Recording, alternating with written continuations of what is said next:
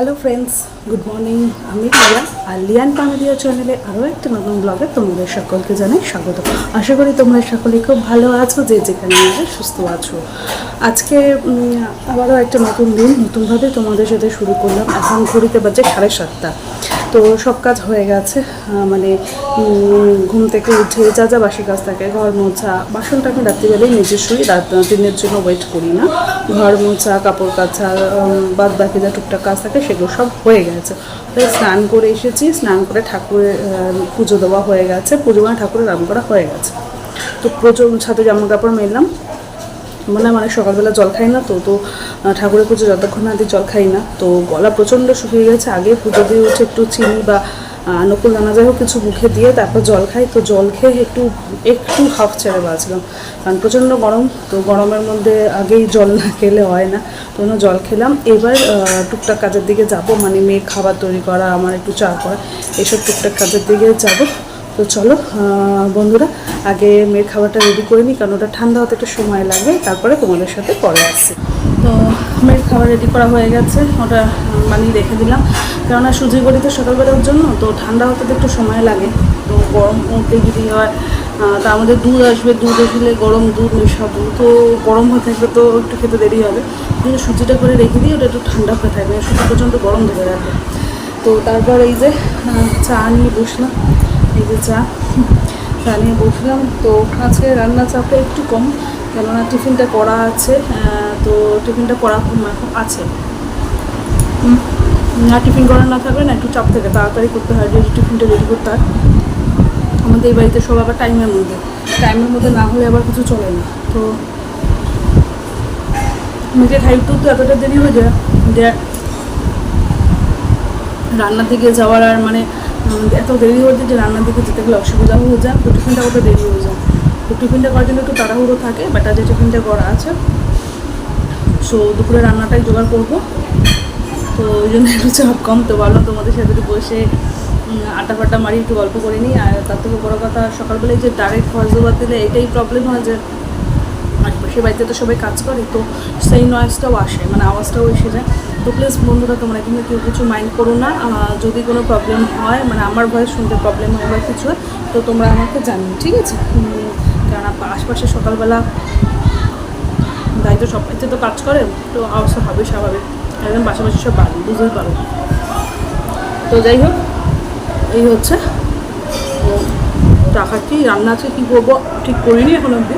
মোটামুটি ঠিক করেছি যে ওই ছেলে দিয়ে তরকারি, আর আমরা চাকরি তো রয়েছে, আর হচ্ছে ভাবছি করবো একটু তেল পটল করবো, যে মাছ মাংসের দিকে কিছু যাবো না, মানে মাছ কিছুর দিকে যাবো না, একদম মানে পুরো সবজির ওপরই থাকবো। তো তেল পটল করবো, আমার বড় আবার তেল পটল খেতে ভীষণই ভালোবাসে। নিয়ে না, ওর আমার খুব একটা ভালো লাগে না, আমার আবার তেল বেগুনটা বেশি ভালো লাগে, ওর আবার তেল পটলটা বেশি ভালো লাগে। যাই হোক, তেল পটলটা করবো। এই সময় তো বেগুন অতটা ভালো পাওয়াও যায় না, আর পাওয়া গেলেও তার প্রচণ্ড দাম। তেল পটল করবো, আর ঢ্যাঁড়সের একটা তরকারি করবো। আমি কী করবো চিন্তা করছি, ঢ্যাঁড়স ভাজা করবো, নাকি ঢ্যাঁড়স সর্ষে করবো, নাকি ঢ্যাঁড়স পেঁয়াজ দিয়ে করবো। 3 রকম আছে, চিন্তা করছি কী করবো। আসলে আমাদের এই বাড়িতে ওরা সর্ষেটা খুব কম খায়, বা পেঁয়াজ রসুনের খাবারটা খুব বেশি পরিমাণে খায়। আমার আবার পেঁয়াজ রসুনের রান্না খুব একটা ভালো লাগে না। আমি চেষ্টা করি যতটা পারি নিরামিষ রান্না করতে, নিরামিষ বাট ভালো। আমার মা বলতো যে পেঁয়াজ রসুনের রান্না তো সব কিছুতেই ভালো হয়, কিন্তু নিরামিষ রান্না ভালো করে করাটাই একটা মানে বিশাল ব্যাপার। নিরামিষ রান্না যদি ভালো করে করা যায়, শুধু তার মতো টেস্টি খাবার হয়তো হয় না। পেঁয়াজ রসুন তো যাতেই করবে, মশলা করবে, তাতেই রান্না ভালো হয়ে যায়, তারপর বলার কী আছে। তো সেরকমই আমি চেষ্টা করি নিরামিষ রান্না ভালো করে করা, যাতে খেয়ে সবাই ভালোও লাগে, আর শরীরটাও সব থেকে বড়ো কথা ঠিক থাকে। মেয়েটাও খায়, মেয়েটা কথা তো পেঁয়াজ রসুনের খাবার দেওয়া তো ঠিক না। তো ওটার জন্য আবার কিন্তু সর্ষেটাও খুব একটা পছন্দ করে, আর আমার এই বাড়ি তোমরা শ্বশুরবাড়িতে কেউ সর্ষে তো খুব একটা পছন্দই করে না। তো এই চিন্তা করছি কী করবো, দেখি ঢ্যাঁড়সের কিছু একটা আইটেম তো করতেই হবে, মানে নয় পেঁয়াজ দিয়ে, নয় সর্ষে দিয়ে, কারণ ঢ্যাঁড়সটা অনেকদিন হয়েছে এনেছে, তো একদম বুড়ো হয়ে গেলে খাওয়া যায় না, ঢ্যাঁড়স ফেলে দিতে হয়। তো দেখি ঢ্যাঁড়সটা দিয়ে কিছু একটা আইটেম করি। তো চায়ের বিস্কুটটা খেয়ে একটু জল খাবো আগে, কেননা একবার জল খেয়েছি, গলা শুকিয়ে গেছে, আবার বিস্কুট খেলে জল তেষ্টা পায়। তো জলটা খাবো, খেয়ে দিয়ে চা তখন খাবো না, জানোই তোমরা, চা তখন ঠান্ডা হলে খাই। তো তাদের সবজিটা কেটে নেবো, কারণ মেয়ে ওঠার আগে না সবজিটা যদি কেটে নিই তাহলে আমার একটু সুবিধা হয়, নাহলে বোটের সামনে না ঘুরঘুর ঘুরঘুর করে, আর বোটের সামনে ঘুরঘুর করলে বটরা একটা বিপদের সম্ভাবনা থেকে যায়, তাই না? তো সবজিটা কেটে নিই। তো চলো সবজিটা কেটে নিই, তারপরে তোমাদের সাথে আবার পরে আবার আসছি।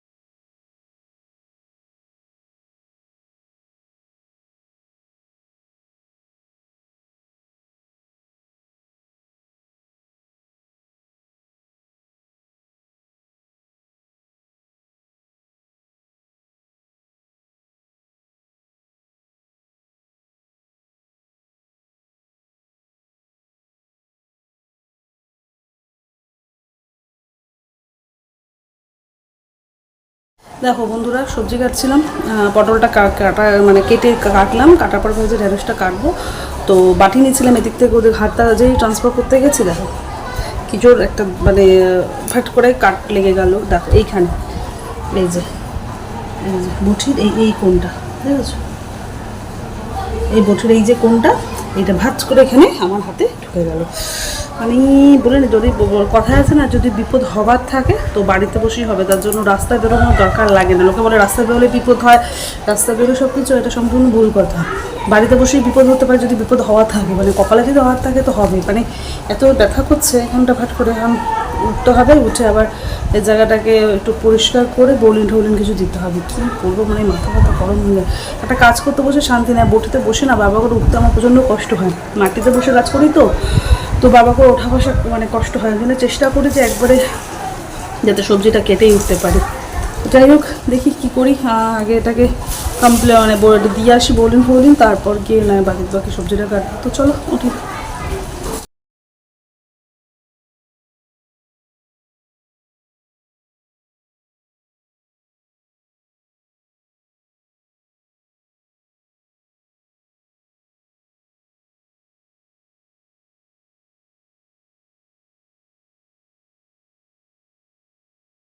বলে ফেলো, একা একা নেমেছি বলো।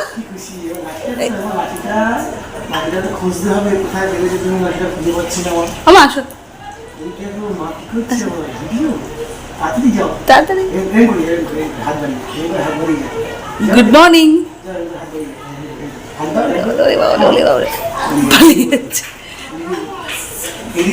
আবার আসছি, এবার বলছে আবার আসছি।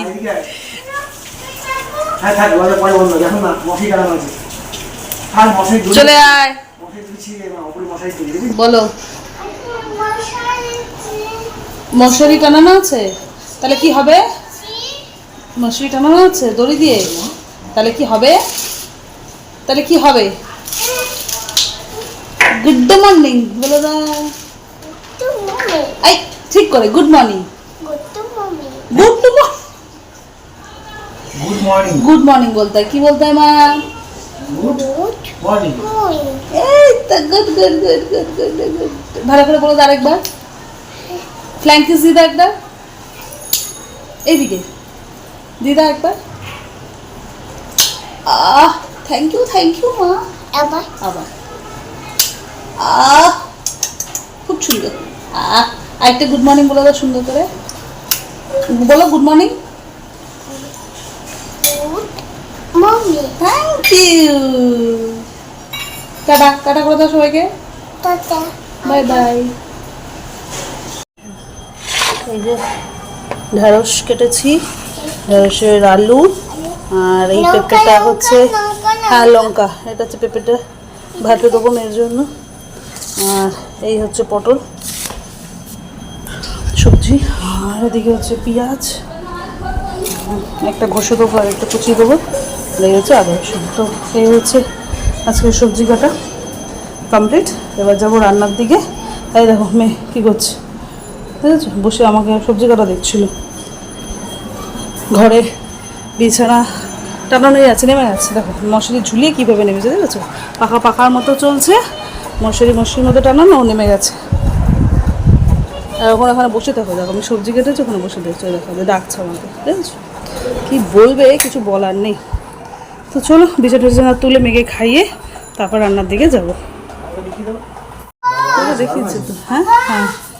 আর এই যে বড়মশাই পুজো দিচ্ছে, আর এই যে মেয়ে পুজো দিতে বসলেই পাপা পাপা করতে থাকে, বুঝেছো, বড় পুজো দিচ্ছে আর মেয়ে পাপা পাপা করছে, এই হচ্ছে ওদের কাজ। প্রতিদিন ওর বাবা পুজো দিতে বসবে আর মেয়ে পাপা পাপা করবে।